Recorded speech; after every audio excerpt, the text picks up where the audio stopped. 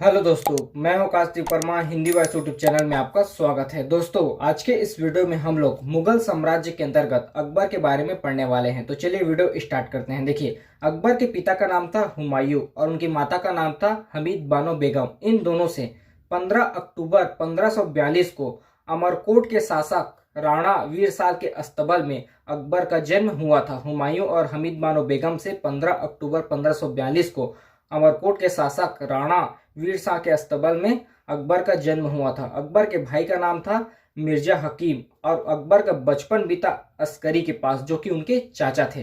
देखिए, अकबर का संरक्षक बैरम खां थे, जो कि वजीर के पद पर थे और इन्हीं के संरक्षण पे ही अकबर ने शासन किया।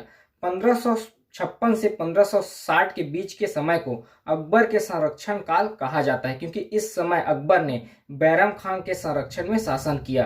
अकबर के गुरु थे अब्दुल लतीफ ईरानी। देखिए, शासक बनने के पूर्व अकबर गजनी के गवर्नर थे। 14 फरवरी 1556 को अकबर का राज तिलक हुआ था कालानौर, पंजाब में। अकबर ने बादशाह गाजी की उपाधि धारण की थी 1556 में। उस समय वह 13 वर्ष 4 माह के थे। अकबर के शासनकाल को हिंदी साहित्य का स्वर्णकाल कहा जाता है। देखिए, अकबर के भाई थे मिर्जा हकीम। उनका बचपन उनके चाचा अस्करी के पास बीता। 1556 से 1560 के बीच के समय को अकबर के संरक्षण काल कहा जाता है, क्योंकि इस समय अकबर ने बैरम खान के संरक्षण में शासन किया। अकबर के गुरु थे अब्दुल लतीफ ईरानी और शासक बनने के पूर्व अकबर गजनी के गवर्नर थे। 14 फरवरी 1556 को अकबर का राज तिलक हुआ कालानौर, पंजाब में। अकबर ने बादशाह गाजी की उपाधि धारण की थी 1556 में। उस समय वह 13 वर्ष 4 माह के थे।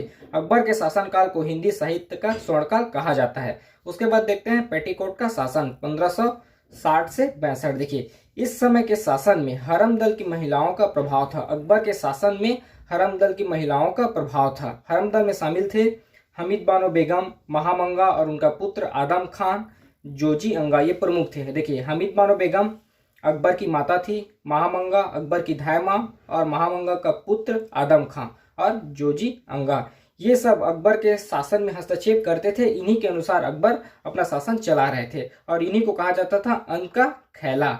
इन्हीं ग्रुप को कहा जाता था अंक का खैला। देखिए, 1562 में अकबर ने आदम खां का हत्या करवा दिया।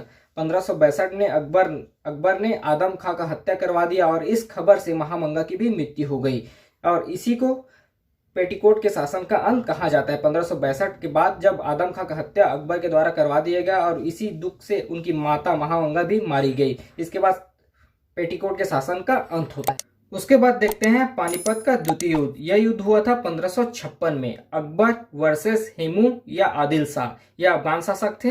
देखिए, उस समय अकबर तो काफी छोटे थे, तो अकबर ने बैरम खान के संरक्षण में यह युद्ध किया था। देखिए, अकबर के पिता थे हुमायूं और हुमायूं की मृत्यु के पश्चात हेमू या आदिल शाह ने दिल्ली पर अधिकार कर लिया था, जिसके कारण यह युद्ध हुआ था। तो इस युद्ध में हेमू या आदिल शाह पराजित होते हैं। देखिए, पराजित होने का कारण यह था कि हेमू की आंख में तीर लग जाने के कारण उसकी सेना में भगदड़ मच गया था, जिसके कारण हेमू की सेना पराजय हुआ था। देखिए, घटना यह हुआ था कि अचानक से एक तीर आकर हेमू की आंख पे लग जाता है और हेमू की आंख में तीर लगने के पश्चात उसकी सेना में भगदड़ मच जाता है, जिसके कारण हेमू की हार होती है। और इस घटना को आर.डी. त्रिपाठी, जो कि एक इतिहासकार हैं, उसके द्वारा कहा गया है कि हेमू का पराजय मात्र एक दुर्घटना था और अकबर का विजय एक दैवी संयोग। आर.डी. त्रिपाठी के द्वारा कहा गया है कि हेमू का जो पराजय है वो मात्र एक दुर्घटना है और अकबर का विजय एक दैवी संयोग। उसके बाद देखते हैं बैरम खान का विद्रोह 1560। देखिए, बैरम खान को खाने खाना की उपाधि से नवाजा गया था।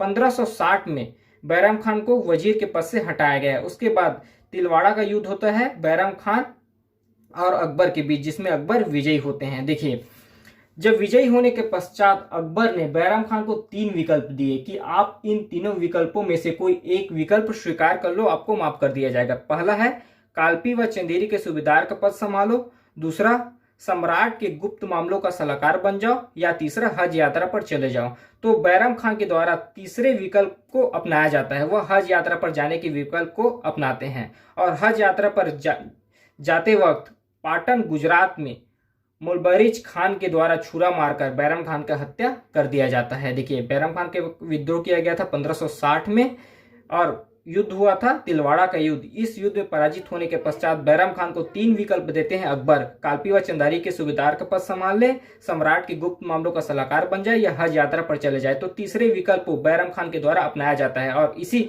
हज यात्रा के दौरान पाटन गुजरात में मुलबरीज खान के द्वारा छुरा मारकर बैरम खान की हत्या कर दी जाती है। तो इस पार्ट में हम लोगों ने अब अकबर का सामान्य परिचय, पेटीकोट का शासन, पानीपत का द्वितीय युद्ध और बैरम खान के विद्रोह के बारे में पढ़ा। आपसे एक रिक्वेस्ट है, अगर अभी तक आपने हमारे चैनल हिंदी वॉइस नोट्स को सब्सक्राइब नहीं किया है तो चैनल को सब्सक्राइब करें और वीडियो को लाइक शेयर जरूर करें। नेक्स्ट पार्ट में मिलते हैं। अभी के लिए इतना ही, धन्यवाद।